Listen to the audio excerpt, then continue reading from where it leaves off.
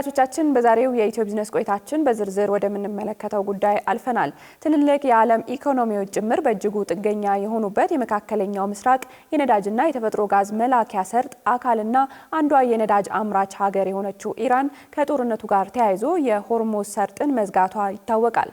እኛም በኢትዮ ቢዝነስ ዝግጅታችን በዚህ ሳቢያ የሚፈጠረው የመርከብ እንቅስቃሴና የሎጂስቲክስ ሰንሰለቶች መስተጓጎል እንደ ሀገር የሚያሳድርብን ተጽዕኖ ምን ይመስላል፣ ምንስ አይነት መፍትሄዎችን መከተል ይኖርብናል የሚሉና ሌሎች ተያያዥ ጉዳዮችን የተመለከተ ጥንቅር አለን፣ እንደሚከተለው ይቀርባል። ታሪካዊና ስትራቴጂካዊው የሆርሙዝ የባህር ሰርጥ ወይም ስትሬት ኦፍ ሆርሙዝ መዘጋት በዓለም ላይ ከፍተኛ ስጋትና የኢኮኖሚ መናጋት እየፈጠረ ይገኛል። በመካከለኛው ምስራቅ እየተካሄደ ያለውን ጦርነት ተከትሎ ኢራን የዓለም ወሳኙ የነዳጅ ዘይት መተላለፊያ የሆነውን የሆርሙዝ የባህር ሰርጥን ዘግታለች። የምድራችን 1/5ኛው ድፍድፍ ነዳጅ ዘይት በዚህ 33 ኪሎ ሜትር ብቻ ስፋት ባለው ጠባብ የባህር ሰርጥ በኩል የሚያልፍ ሲሆን በባህር ሰርጡ ላይ የሚከሰት ማንኛውም አይነት መስተጓጎል በዓለም አቀፍ ደረጃ የነዳጅ አቅርቦት ላይ ከፍተኛ መዘግየትን ሊያስከትል ይችላል። ይህም በዓለም ዙሪያ የዋጋ ንረትን እንዲፈጠር ያደርጋል። I think 20% የሚሆነው የዓለም ነዳጅ የሚንቀሳቀሰው በዛ በኩል ነውና የሱ መዘጋት ወይም ደግሞ መስተጓጎል ቀጥተኛ የሆነ የነዳጅ ጥራት ወይም ደግሞ ዋጋው እንዲንር ያደርገዋል። አሁን ላይ ያለው ጦርነት እንደሚታወቀው ለጅቡቲ ቅርብ እንደመሆኑና መርከቦች የሚተላለፉበት መስመር እንደመሆኑ በሚገቡ መርከቦችና በሚወጡ መርከቦች ላይ ቀጥታ የሆነ ተጽዕኖ ይኖራል። ስለዚህ የመጀመሪያው ኦልሞስት አሁን ላይ ዓለም እየጠበቀው ያለው የነዳጅ ዋጋ መጨመር ነው። የነዳጅ ዋጋ ሲጨምር አብረው ተያይዞ የሚጨምሩ ነገሮች ይኖራሉ። የመጀመሪያው ኦልሞስት የትራንስፖርት ኮስቱ ነው የሚጨምረው። ትራንስፖርት ኮስቱ የሁለቱም ኢንላንድ ትራንስፖርቱም ኢንተርናሽናል ፍሬቱም አብሮ ይጨምራል ማለት ነው። ከዚሁ ጋር ተያይዞ መርከቦች መዘግየትም ይጠበቅባቸዋል ወይም ደግሞ ግዴታቸው ይሆናል። በቀን 20 ሚሊዮን በርሜል ነዳጅ በዚህ ሰርጥ በኩል እንደሚያልፍ የሚነገር ሲሆን በዚህም በአመት ወደ 600 ቢሊዮን ዶላር የሚገመት የነዳጅ ንግድ በባህር መስመሩ ላይ ይተላለፋል ማለት ነው። እንደ ቻይና፣ ህንድ፣ ጃፓንና ደቡብ ኮሪያ፣ አሜሪካና የተለያዩ የአውሮፓ ሀገራትም በባህር ሰርጡ በኩል ከፍተኛ ቁጥር ያለው በርሜል ነዳጅ ዘይት የሚያጓጉዙ በመሆኑ የዚህ መስመር መዘጋት የዓለምን ኢኮኖሚ በከፍተኛ ሁኔታ የሚያዋዥቀው ሲሆን ኢትዮጵያ ነዳጅን ጨምሮ የተለያዩ ምርቶችን የምታስገባበት ዋና የንግድ ኮሪደር በመሆኑ በኢትዮጵያ ኢኮኖሚ ላይም ከፍተኛ ተጽዕኖ ማሳደሩ አይቀርም። ሎጂስቲክስ እንግዲህ የአንድን እቃ ከመጀመሪያው ከመነሻ ቦታው እስከ መድረሻው ማጓጓዝ ወይም ደግሞ ማስረከብ ከሆነ በዚህ መሀል አሁን የተፈጠረው የኢራን እና የእስራኤል ጦርነት ዋር ዞን የምትየው አካባቢ ነው ማለት ነው። ስለዚህ በዛ መሀል ላይ የሚፈጠሩ ችግሮች መርከቦችን ያስተጓጉላሉ። መርከቦች ከተስተጓጎሉ በጊዜው ጅቡቲ ላይ እቃ አይደርስም። ጅቡቲ ላይ እቃው ካልደረሰ እኛም ማንሳት አንችልም ማለት ነው። ሁለተኛ እንደገና ደግሞ መስመሮች ሊቀየሩ ይችላሉ። ዲሊያንስ ሊፈጠር ይችላል። መስመሮች ከተቀየሩ ሁለት አይነት ኮስት ይኖረዋል። አንደኛ ትራንስፖርት ኮስት ይኖረዋል። ሁለተኛው እንደገና ደግሞ የቀናቶች መዘግየትንም ያስከትላል። በመካከለኛው ምስራቅ እየተካሄደ ባለው ጦርነት ሳቢያ ዓለም አቀፍ የጭነት ድርጅቶች በቀጠናው ስራቸውን አቁመዋል። ይህም የነዳጅ ዋጋ ከመጨመሩ ባሻገር ሰርጡ ለሌሎች ሸቀጦች መጓጓዣም ወሳኝ የትራንስፖርት መስመር በመሆኑ የመርከብ እንቅስቃሴና የሎጂስቲክስ ሰንሰለቶች ላይ መስተጓጎልን ይፈጥራል። ኢንተርናሽናሊ ያለው የገበያ ትስስር ኦልሞስት በዚህ በጦርነቱ ምክንያት መስተጓጎሉ አይቀርም። ስለዚህ ሎጂስቲክስ is part of የሰፕላይ ቼን። ስለዚህ የመርከቦች እንቅስቃሴ ሎጂስቲክሱ አንዱ አካል እንደመሆኑ መርከቦች ተስተጓጎሉ ማለት ኦልሞስት ሎጂስቲክስ ተስተጓጎለ ማለት ነው። ምንድነው የሚሆነው? በታለመለት ጊዜ ወይም ደግሞ በታሰበበት ቀን አለመድረስ ሊሆን ይችላል። አሁን ለምሳሌ ብናነሳ ከቻይና ወደ ጅቡቲ ሲመጣ ሩት ቢቀየር በሩት በመቀየሩ ብቻ ከ10 እስከ 15 ቀን ያላነሰ ይጨምራል።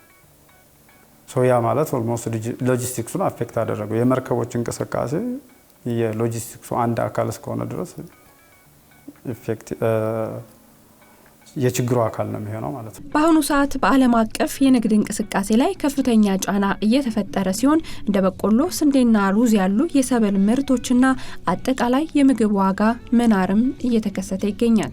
የዓለም አንዱ አካል እስከሆነ ድረስ አንደኛው ቦታ ላይ የሚከሰተው ችግር ለሌላውም ይደርሰዋል ማለት ነው። ሶ ኦፕሬሽናል ኮስት ስንል ኢንዲቪጁዋሊ ምን ያህል ወይም ዩኒት ፕራይሱን አይደለም የምናወራው፣ ግን በግርድፉ በፍሬት ላይ ኦፕሬሽናል የሆነ ኮስት ይጨምራል። ሶ አሁን ባለኝ መረጃ መሰረት ከቻይና ኦልሞስት ከ2000 እስከ 3000 ዩኤስዲ ዶላር ለአንድ ኮንቴነር ጨምሯል የሚል መረጃ ደርሶናል። ያ የሆነበት ምክንያት ቅድም እንደነገርኩሽ ነው። አንደኛው ዋር ሪስኩ ኢንሹራንሱ ከፍ እንዲል ያደርገዋል። ሁለተኛ እንደገና ደግሞ ዲሊያንስ ይኖራል ተብሎ ይታሰባል። ሩሪት መደረጉ እነዚህን ታሳቢ በማድረግ ኮስቶች ይጨምራሉ። ሶ የዛ ኮስት ተካፋይ ነን ማለት ነው። ለአመታት ይህ የባህር ሰርጥ ይዘጋል የሚለው ስጋት የነዳጅ ላኪ የሆኑ ሀገራት አማራጭ የጉዞ መንገዶችን እንዲያስቡ አነሳስቷቸዋል። ኢትዮጵያም የሚደርስባትን ኢኮኖሚያዊ ጫና ለመቋቋም የአፍሪካ ሀገራትን እንደ አማራጭ የንግድ መዳረሻ መውሰድ እንዳለባት የምጣኔ ሀብት ባለሙያዎች ይናገራሉ።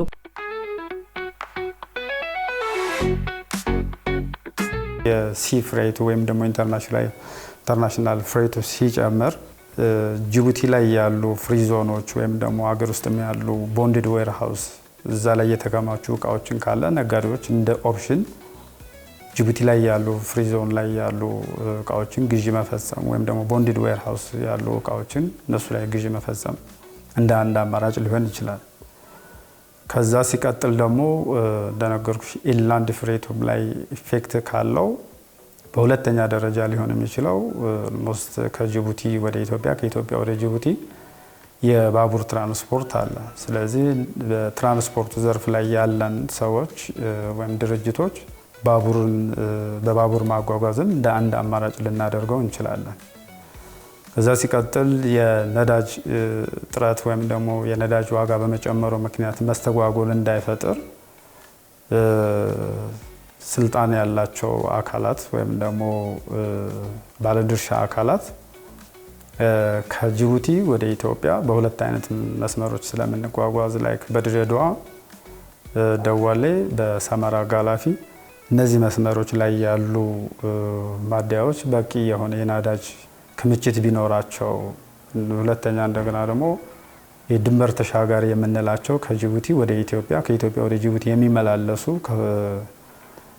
ተሽከርካሪዎች አሉ፣ ሄቪ ትራክ የምንላቸው። ሶ ለነሱ ቅድሚያ የሚሰጥበት አይነት አካሄድ ቢኖር ጅቡቲ ላይ ሊከማች ወይም ደግሞ በኮንቴነሮች በመከማቸታቸው ሊፈጠር የሚችሉ ስቶሬጅ እና ተያያዥ ዲሜሬጅ ሌሎች ኮስቶችንም ይቀንስልናል ብለን እናስባለን። የንግድ መዳረሻዎችን ማስፋትና የዲፕሎማሲ ጥንካሬን ማሳየት በሰርጡ መዘጋት ምክንያት ሀገሪቱ የሚደርስባትን ኢኮኖሚያዊ ተጽዕኖ እንድትቋቋም የሚያግዛት ሲሆን ከአፍሪካ ሀገራት ጋር ያላትን ዲፕሎማሲያዊ ግንኙነት በማጠናከር በተለይም እንደ ጋና፣ ናይጄሪያና ጅቡቲ ካሉ ነዳጅ አምራች ሀገራት ጋር የንግድ ግንኙነትን መፍጠር እንደሚገባ ምክረ ሀሳብን ያቀርባሉ።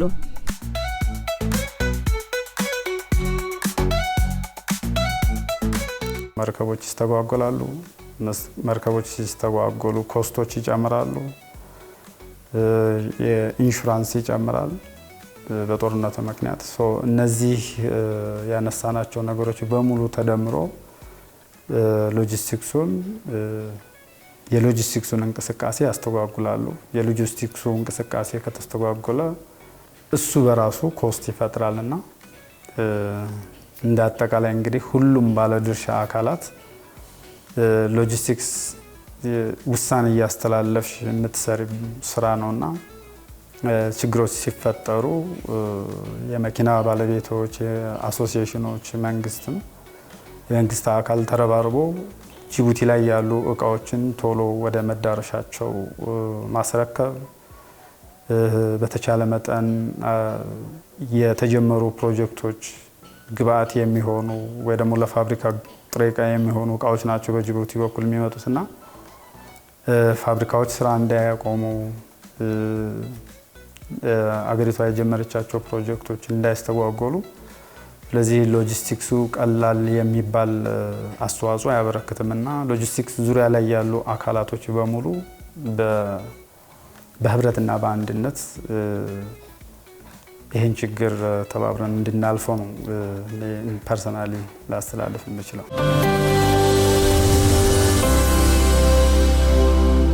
በዛሬው የኢትዮ ቢዝነስ ቆይታችን በአጫጭር ስለ አራተኛው ኢንቨስት ኢትዮጵያ የባንኮች የእርስ በርስ የገንዘብ ልውውጥ እንዲሁም የኢትዮ አቪዬሽን ኢንዱስትሪና ሌሎች መረጃዎችን ወደ እናንተ አደረስን። በዝርዝርና የሁነት ጉዳያችን ደግሞ የኢራን ጦርነትና ዓለም አቀፍ የነዳጅ ገበያ ይህንን ተከትሎ በኢትዮጵያና ሌሎች ሀገራት ላይ ስለሚያስከትለው ኢኮኖሚያዊ ጫና በተመለከተ ከዚህም ባለፈ በሁነት መረጃችን የኦሮሚያ ባንክ የደንበኞች ሳምንት ማስጀመሩና ሌሎችን ጉዳዮች ያካተትንበት ኢትዮ ቢዝነስ ይህንን ይመስል ነበር። ሳምንት በሌሎች ጉዳዮች እስከምንገናኝ ጤና ይስጥልን።